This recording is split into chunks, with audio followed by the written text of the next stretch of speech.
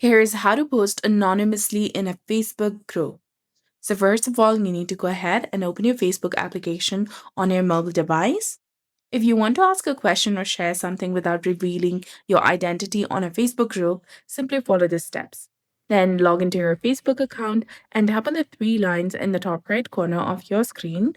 And from the menu that appears, you need to tap on Groups option. In this page, you'll see the list of the groups where you're joined. Now tap on any group where you want to post anonymously and scroll a bit down, and there you'll see the section of Write Something. And below that, you'll see the option of Anonymous Post. Go ahead, tap on that. Now tap on Got It. Now create a post that you want to.